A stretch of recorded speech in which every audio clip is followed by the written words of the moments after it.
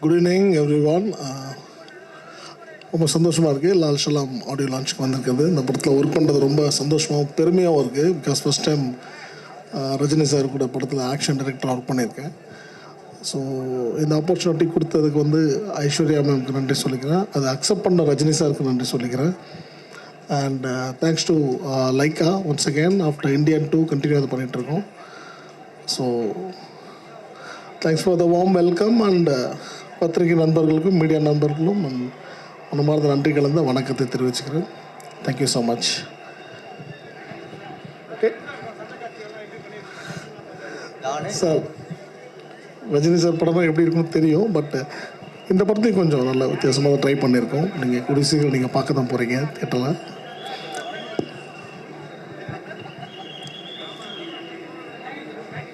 Thank you. Thank you. இனிய நாள் இது. சற்றப்ப ஒரு வருடத்துக்கு முன்னாக சூப்பர் ஸ்டார் ரஜினி சார் அவர்கள் என்னை அழைத்து அவரது தோட்டத்தில்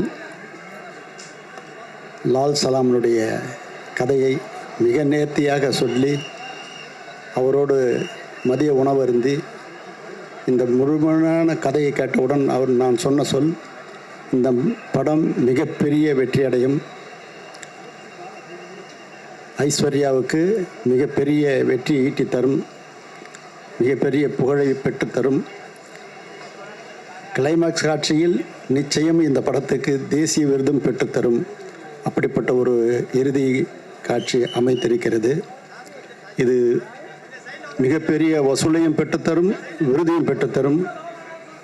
அட்வான்ஸ் வாழ்த்துக்கள் இயக்குனர் ஐஸ்வர்யா ரஜினி சார் அவர்களுக்கு வாழ்த்துக்கள்.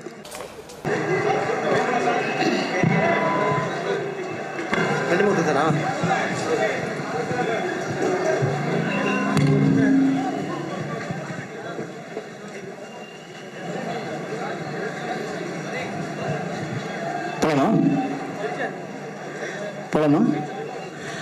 அனைவருக்கும் வணக்கம். லால் சலாமில் நான் ஒரு முக்கியமான ஒரு பாடல் எழுதியிருக்கிறேன். இந்த படத்தில் ஒர்க் பண்ணதில் ரொம்ப மகிழ்ச்சியாக இருக்குது. காரணம், பெரிய பெரிய லெஜெண்ட்ஸ், அதை Rahman sir, Rajini sir, director madam, அப்புறம் விஷ்ணு விஷால், மற்றபடி விக்ராந்த், எல்லோருமே ஒரு பெரிய ஒரு ஸ்டார் காஸ்ட், லைக்கா நிறுவனம், ஒரு ஒரு அழுத்தமான ஒரு கதையில் என்னுடைய பாடல் அமைந்திருப்பது ரொம்ப பெருமைக்குரியதாக இருக்குது. நானும் ரொம்ப எதிர்பார்ப்போடு இந்த படத்துக்காண்டி வெயிட் பண்ணிகிட்டு இருக்கேன். அதுக்கான ஆடியோ ரிலீஸ் இன்றைக்கி நடக்கிறதில்ல, அதில் கலந்துக்கிறதுல மிக்க மகிழ்ச்சியாக இருக்குது. எல்லோரும் வழக்கம் போல் தான் உங்கள்கிட்ட நாங்கள் சொல்கிறது என்னென்னா, நீங்களாம் கொண்டு போயிட்டு ஒரு நல்ல கதைக்களத்தை, நல்ல கலைஞர்களை கொண்டு போய் மக்கள்கிட்ட சேர்க்கறது உங்களுடைய உதவிகளும் அன்புகளும் தான் அடுத்த களத்துக்கு எங்களை எடுத்துகிட்டு போகுது. உங்களை சந்தித்ததில் மகிழ்ச்சி.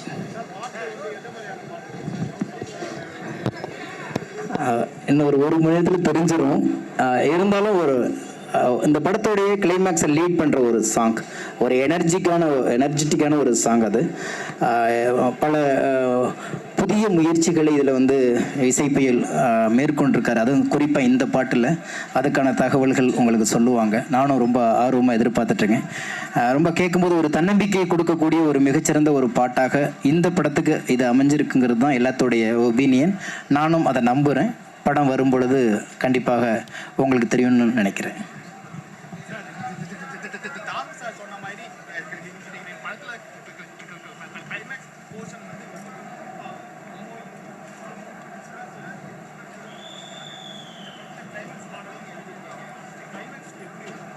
இல்லை, கிளைமேக்ஸ்க்கு லீடான ஒரு பாடல். அது படம் வரும்போது தான் தெரியும். ஏன்னா நிச்சயமாக படம் பார்த்தவங்க எல்லாருமே ரொம்ப நீங்கள் சொன்ன அந்த வார்த்தையாக சொல்லியிருக்காங்க, பயங்கர எனர்ஜியாக இருக்குது, படம் ரொம்ப விறுவிறுப்பாக இருக்குது கிளைமேக்ஸ் அப்படின்னாங்க. அதுக்கு என்னுடைய பாடல் ஒரு சிறு கருவியாக இருந்துச்சு அப்படின்னா மகிழ்ச்சிக்கான ஒரு விஷயம்தான். நன்றி. அனைவருக்கும் வணக்கம். லால் சலாம். கேள்வி நீங்கள் கேட்குறீங்களா? நானே பேசுகிறவா? என் பேர் Pandi Ravi, film actor cum line producer. பாண்டிச்சேரியில் லால் சலாம் ஷூட்டிங் ஏறக்குறைய ஒரு 20 days பண்ணி கொடுத்தோம். வாழ்க்கையில் எனக்கு கிடைத்த ஒரு மிகப்பெரிய பாக்கியம் அப்படின்னு இதை நம்ம சொல்லலாம். ஏன்னா நிறையா படம் பண்ணியிருக்கோம். ஒரு 1000 படத்துக்கு மேலே பாண்டிச்சேரியில் ஷூட்டிங் ஆர்கனைஸ் பண்ணி கொடுத்துருக்கோம். பட் இந்த படம் நம்முடைய உலகத் தலைவர் நடிப்பின் சிகரம், மனிதநேயத்தின் உச்சம், பாபாஜி பாபாவாக இன்று உலாவிக் கொண்டிருக்கும் ரஜினி சார் கூட நான் ஒர்க் பண்ணுறது வந்து எனக்கு மிகப்பெரிய பாக்கியமாக இருந்துச்சு. ஒவ்வொரு நிமிடமும் எப்படி வந்து ஒரு கடவுளை பார்த்தா, ஒரு ராமரை பார்த்தா எப்படி ஒரு நம்மளுக்கு மனசில் வந்து ஒரு சந்தோஷம் இருக்குமோ, அந்த சந்தோஷம், அந்த பரவசம் தலைவர் கூட இருக்கிற ஒரு நிமிடமும் ஒவ்வொரு நொடியும் அப்படி இருந்துச்சு ஒரு அனுபவம். டைம், வாழ்க்கையில் வந்து டைம் எப்படி கீப் அப் பண்ணுன்றது தலைவரை பார்த்து தான் கற்றுக்கணும், தலைவர் கூட இருந்து தான் கற்றுக்கணும். நான் சந்திரமுகியில் ஒரு சீன் பண்ணியிருக்கேன். அப்பயே வந்து தலைவர் வந்து அவ்வளோ பர்ஃபெக்டாக உள்ளே வருவாங்க. எனக்கு தெரிஞ்சு பி வாசு சார்ட்ட வந்து ஒரு அரை மணி நேரம் பர்மிஷன் கிடைக்குமான்னு கேட்டாங்க. நான் சொல்கிறது வந்து சந்திரமுகி ஷூட்டிங்கில் பர்மிஷன் கேட்டாங்க. அப்போ வந்து பி வாசு சார் இருந்துச்சு, என்ன நீங்கள் போய்ட்டு வாங்க முடியல, இல்லை 2 பத்திரிக்கை வைக்கணும். ஒன்று வந்து மறைந்த முன்னாள் முதல்வர் கலைஞர் கருணாநிதி அவர்களுக்கும் அம்மா ஜெயலலிதாவுக்கும் 2 பத்திரிக்கை வச்சுருவோம். அவங்க டாக்டரோட மேரேஜ் ஃபங்க்ஷனுக்கு பத்திரிக்கைன்னு பர்மிஷன் கேட்டுட்டு அந்த லஞ்ச் பிரேக்கில் 1 to 2ன்னு சொல்லுவாங்க, 12 மணிக்கு போயிட்டு கரெக்டாக அந்த 2 மணிக்குள்ள வந்துட்டாங்க. அவ்வளோ ஒரு தொழிலை நேசிக்கக்கூடியவங்க ஒரு நபர் நான் கூட இருந்திருக்கேன். அந்த இன்சிடென்ட் அப்போ நான் கூட இருந்திருக்கேன். அதுக்கப்புறம் வெகு நாட்களுக்கு அப்புறம் அந்த சந்திரமுகி பண்ணுறப்ப கிரவுண்டுக்கு தலைவர் 11 மணிக்கு வருவாங்க அப்படின்னாங்க. தலைவர் எப்போ வந்தாலும் யாரும் ஒன்று கேட்க போகிறதில்ல. ஆனால் 10:58க்கு வண்டி டான்னு யாரு வந்து நின்றுச்சு. தலைவர் பூமியில் காலை வச்சப்போ 10:59 ரெடியான்னு கேட்டப்போ 11 வித் மேக்கப், ஃபுல் மேக்கப்போட கரெக்டாக வந்து ரெடியா அப்படின்னு கேட்டாங்க.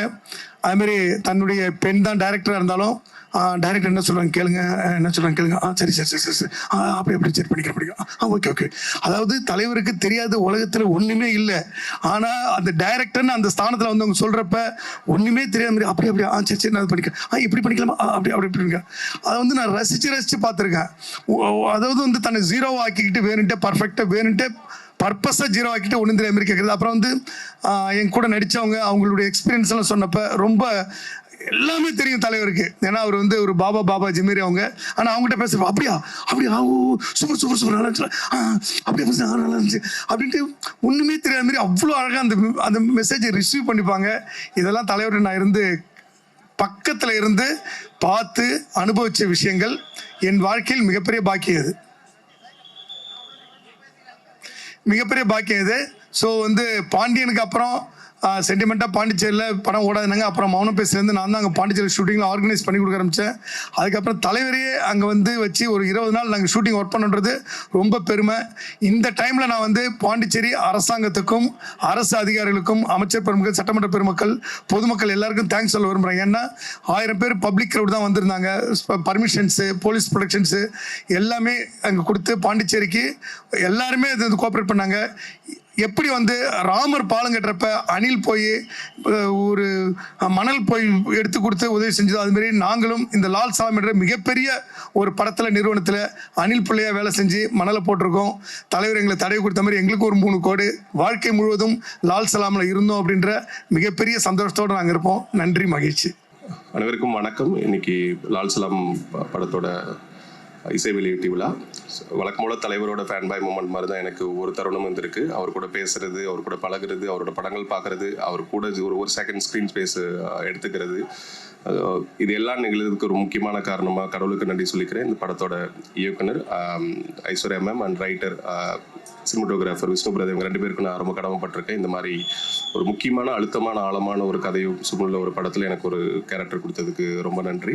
அண்ட் ரஹ்மான் சாரோட மியூசிக்கில் நம்ம இருக்கிறோம் அப்படிங்கிறது வந்து ஒரு பெரிய கிஃப்ட். ஸோ அது இன்னைக்கு அது நிறைவேறியிருக்கு. அதை நான் பார்க்க போகிறேன்.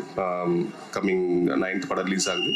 மக்களுக்கு ஒரு சமுதாயத்துக்கு தேவையான ஆழமான அழுத்தமான கதையுள்ள ஒரு கதைக்களமாக லால் சலாம் வந்திருக்கு. அண்ட் விஷ்ணுசால் பிரதர், விக்ராந்த் பிரதர், இவங்களோட உழைப்பும் சரி, மொத்த டீம் எல்லாரோட உழைப்பும், இந்த படத்தோட ரைட்டிங்கும் ரொம்ப அழகாக பேசப்படும். ரொம்ப அர்த்தமுள்ள ஒரு கருத்து நிறைந்த ஒரு படம் லால் சலாம். ஸோ இந்த படத்தில் நான் இணைந்திருப்பது பெரும் மகிழ்ச்சி. தேங்க்யூ. எல்லோருக்கும் வணக்கம். நம்ம லால் சலாமுடைய இசை வெளியீட்டு விழா வந்து பிரம்மாண்டமாக நடைபெற்றிருக்கு நம்ம சாய்ராம் இன்ஸ்டியூட் காலேஜில். அதில் நானும் ஒரு சிறு பங்காக இருக்குன்றது எனக்கு ஒரு பெருமை. இந்த படத்தில் நானும் நடிச்சிருக்கேன். நம்ம டீசரில் பார்த்தீங்கன்னா வாய்ஸ் ஓவர் வரும். இந்தியா பாகிஸ்தான் மேட்சை நேரில் பார்த்துருப்பீங்க. அந்த விஷயம் ஃபுல்லாக இருக்கும். அந்த கிரிக்கெட்டில் வந்து கமெண்டேட்டரி பண்ணியிருப்பேன். அது எனக்கு சாரோட நடிக்கிற ஒரு வாய்ப்பை வந்து நம்ம ஐஸ்வர்யா ரஜினிகாந்த் மேடம் கொடுத்தாங்க, டைரக்டர். அவங்களுக்கு என்னோட நன்றியை தெரிவிச்சுக்கிறேன். படம் வந்து வேறு லெவலில் இருக்கும். கிரிக்கெட் வந்து அதில் ஒரு பார்ட்டு. அந்த பார்ட்டில் வந்து நானும் இருக்கின்றது எனக்கு ஒரு பெருமை. இந்த வாய்ப்பை கொடுத்த லால் சலாம் டீம் அவங்களுக்கு நன்றியை தெரிவிச்சுக்கிறேன். இந்த படத்தை வந்து நான் ஒரு ரசிகனா நான் எதிர்பார்த்துட்டு இருக்கேன். சாரோடைய ப்ரெசன்ஸு, அவருடைய ஸ்டைலு இதில் வேறு மாதிரி இருக்கும். மொய்தீன் பாயா வருவார். அவருடைய என்ட்ரிக்காக எல்லாரும் ஒரு ரசிகனா நானும் வெயிட் பண்ணுறேன். நன்றி. தேங்க்யூ.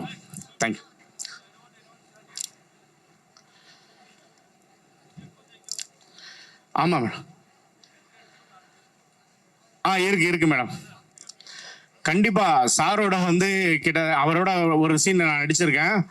கிட்டத்தட்ட அவர் கூட வந்து நிறைய தடவை வந்து நிற்கணுன்றதுக்காகவே 2-3 தடவை தப்பாக பேசியிருக்கேன். டைலாகை தப்பாக பேசிட்டு 2-3 டேக் வாங்கிட்டு அவர் கூட வந்து நின்றுருக்கேன். ஒரு நல்ல அனுபவம். அவர் சாரோட நடித்தது வேற லெவலில் இருக்கும். எதிர்பார்க்குறேன். நன்றி. Thank you ma'am. தேங்க்யூ. நன்றிங்க. அனைவருக்கும் வணக்கம். 22ஆம் தேதி அயோத்தி விழாவின் போது ஒரு இஸ்லாமிய பெண் ஒரு குழந்தையை பெற்றெடுக்கிறார், ஆண் குழந்தை. அந்த ஆண் குழந்தைக்கு பெயராக அந்த இஸ்லாம் சகோதரி ராம் ரஹீம் என்ற பெயர் வைக்கிறார். அந்த சகோதரியுடைய அந்த உணர்வு தான் இந்த லால் சலாம் படத்தினுடைய ஒட்டுமொத்த கதை. அந்த சகோதரிக்கு இந்த நிகழ்ச்சியின் மூலமாக எனது நன்றியையும் வணக்கத்தை தெரிவித்துக் கொள்கிறேன். Lal Salaam, Lyca productions, Subaskaran sir. நான் முதலாக சூப்பர் ஸ்டார் அவர்களோடு நடிக்கிறேன். ஒரு அற்புதமான கதாபாத்திரம். முதலாக நடிக்கிறேன். அவருடைய புதல்வி, அருமை புதல்வி ஐஸ்வர்யா அவருடைய இயக்கத்தில் நடிக்கிறேன். ஸோ ஒரே படத்தில் எனக்கு 2 ஒரு மகிழ்வு. அற்புதமான கேரக்டர். கதைகள் இல்லாமல் வெட்டு குத்து மட்டுமே வந்து கொண்டிருக்கிறது என்ற ஒரு குறைபாடு நீண்ட நாட்களாக சமூக வெளியில் இருக்கிற பொழுது இந்த லால் சலாம் என்பது இந்து ஒற்றுமையை அற்புதமாக கொண்டு வரக்கூடிய ஒரு அற்புதமான கதை. அடர்த்தியான அழுத்தமான கதை அம்சம் கொண்ட ஒரு அற்புதமான ஒரு படம். இந்த படத்தில் நானும் நடித்திருக்கிறேன் என்கிற பொழுது எனக்கு மகிழ்ச்சியாக இருக்கிறது. மற்றபடி இந்த நாள் ஆடியோ லான்ச் அனைவருக்கும் மீண்டும் எனது நன்றிகளும் வணக்கங்களும்.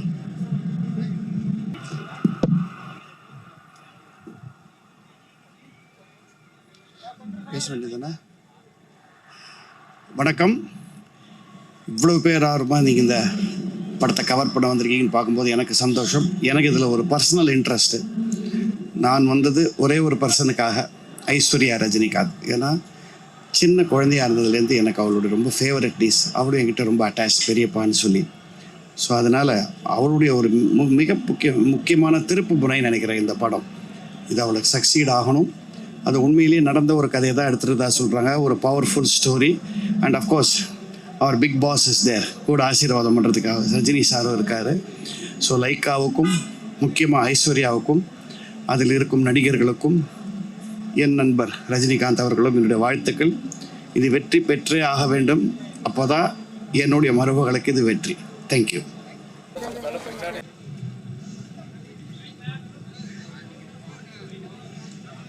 எல்லாருக்கும் வணக்கம். ரொம்ப சந்தோஷமாக இருக்கேன். என்ன பேசணும்னு தெரியாது, தமிழ் கொஞ்சம் கொஞ்சம் தான் வரும்.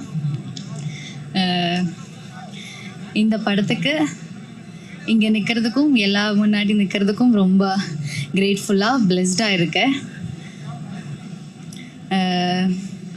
எல்லாரும் பார்க்குறதுக்கும் வெயிட் பண்ணுறேன். ரொம்ப பிளெஸ்டாக இருக்கேன். அதுக்கப்புறம் எய்ம் இருக்காது. அதான்.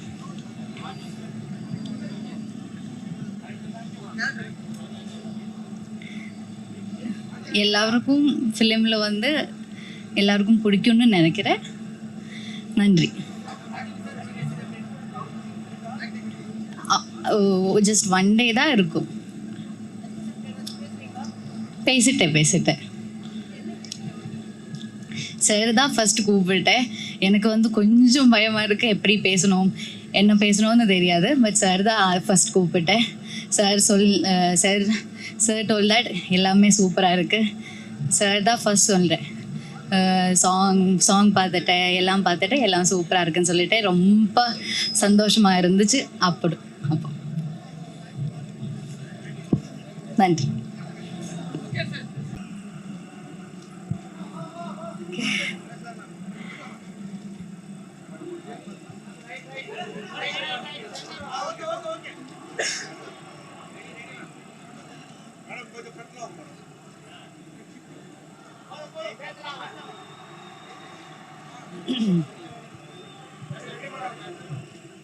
அனைவருக்கும் வணக்கம். பயங்கர ஹாப்பி எக்ஸைட்டடாக இருக்கேன். ஆக்சுவலி இது என்னோடய செகண்ட் ரவுண்டுன்னு சொல்லலாம். ஃபஸ்ட்டு இந்த இடத்துக்கு நான் வந்ததுக்கு எங்கள் அம்மா அப்பாவுக்கு, எங்கள் அக்காவுக்கு எல்லாருக்கும் நன்றி சொல்லணும். மணிரத்னம் சாருக்கு ரொம்ப ரொம்ப ஹாப்பி. சார் வந்து இந்த படத்தை ரெக்கமெண்ட் பண்ணி அவர் ஜோடியாக பண்ணுறேன்னு ரொம்ப வருஷம் அப்போவே பண்ண வேண்டியது மிஸ் ஆகி இப்போ பண்ணுறேன். ரொம்ப சந்தோஷம் இப்போ பண்ணுறனால. பிகாஸ் எல்லோரும் வந்து 80s பண்ணியிருந்தா 80s ஹீரோயின். இப்போ நான் 80sலும் இப்போ இருக்க ஜென்ரேஷனுக்கு நான் நிறைய ரீச் ஆகிடுவேன். ஸோ ரொம்ப ஹாப்பி. ரொம்ப தேங்க்ஸ் ஒன்ஸ் அகெயின் லைக்கா பேனருக்கு, ஐஸ்வர்யா மேமுக்கு, சாருக்கு ரொம்ப ரொம்ப தேங்க்ஸ். Thank you guys.